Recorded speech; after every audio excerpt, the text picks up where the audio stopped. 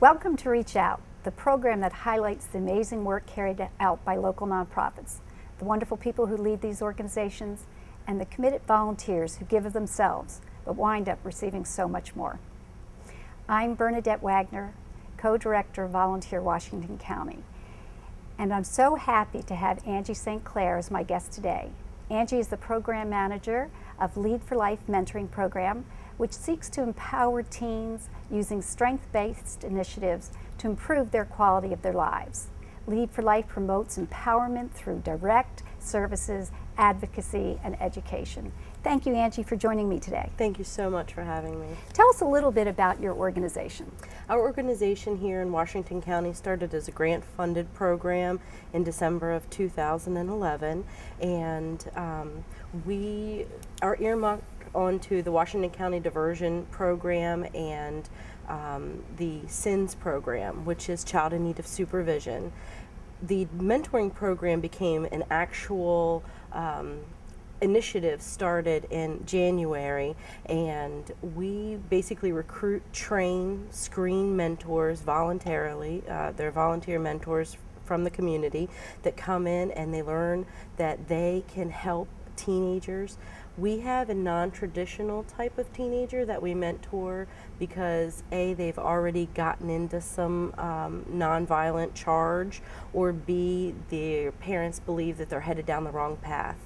And the volunteers are, like I said, screened, they're trained, and the kids are also volunteers as well. So they want mentors. They want people to come into their lives and show them the capacity of their skills and their talents, and give them hobbies and strengths. And it's just been a wonderful, amazing experience. We matched our first mentors in August of 2011, and we celebrated our first anniversary and our first one-year anniversary. And since that time, we've had 4 one-year matches, and we're going strong. 3 of those 4 matches are continuing to meet.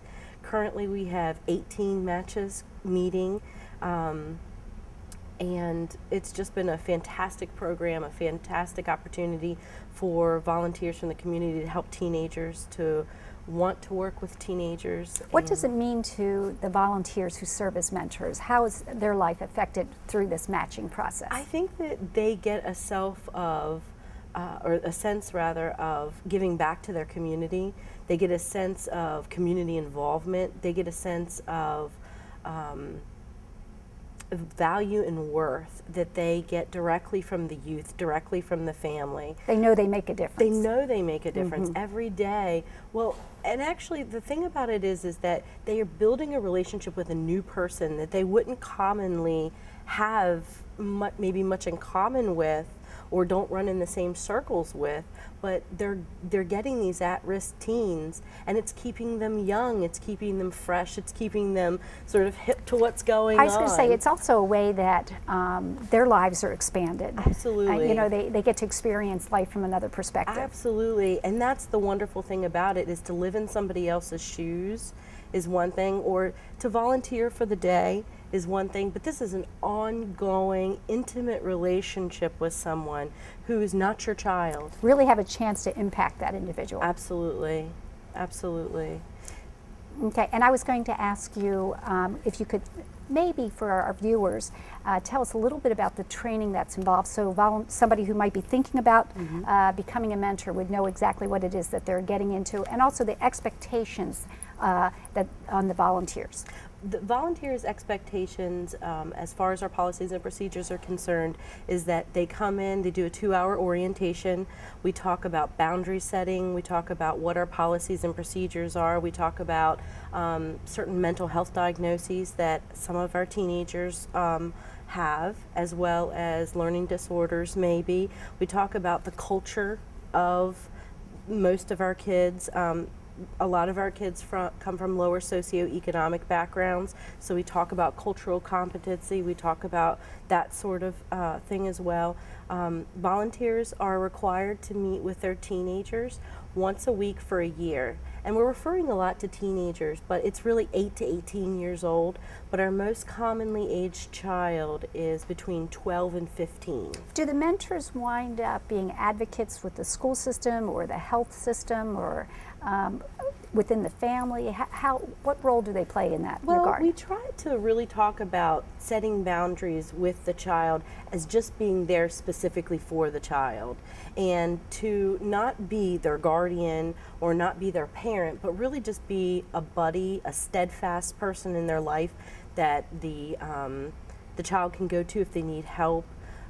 Bounce their ideas off of. You know, as parents, and I can remember as a teenager growing up myself, my mother didn't know anything, but I would accept help from other people, whereas I wouldn't accept help from my own mother. Right. So that's sort of the situation that we're in, is that they know that this person is specifically there just for them. Okay, and I have in my notes that January is National Mentoring Month, It and I is. know that your organization is doing a big push to recruit mentors this month. Absolutely, absolutely.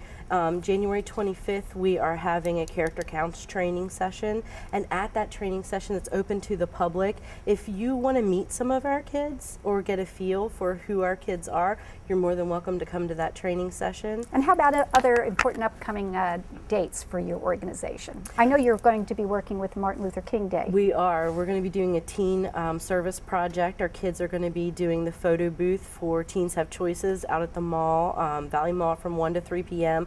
We're also going to be going to HCC to hear the I Have a Dream speech. We did the Martin Luther King volunteer Washington County's Martin Luther King project last year, and our kids loved it. They actually did landscaping at the Community Free Clinic. For the Community Free Clinic, and it was the coldest day of the year. It was freezing cold, but I treated the kids to pizza afterwards, and we all got to sit around and kind of talk about what it was like to give back. So these are kids who have been given to, that now are learning to give back, and the reciprocity of that. And that is so important, that they value what they have to give to the community, because as a Absolutely. community, we need every individual. Absolutely. Well, Angie, thank you so much for being here Thank today. you. And I'd like to extend my appreciation to Angie for taking time from her busy day to join us on Reach Out. But mostly, I'd like to thank her for her skills and commitment to the youth of Washington County. And I'd also like to thank you, the viewers, for joining us. And I want to encourage you to think about serving as a youth mentor. I promise that your life will be as enriched while you're enriching the lives of others. I hope you have a great day. We'll see you next time, and consider getting involved in Martin Luther King Day on January 21st.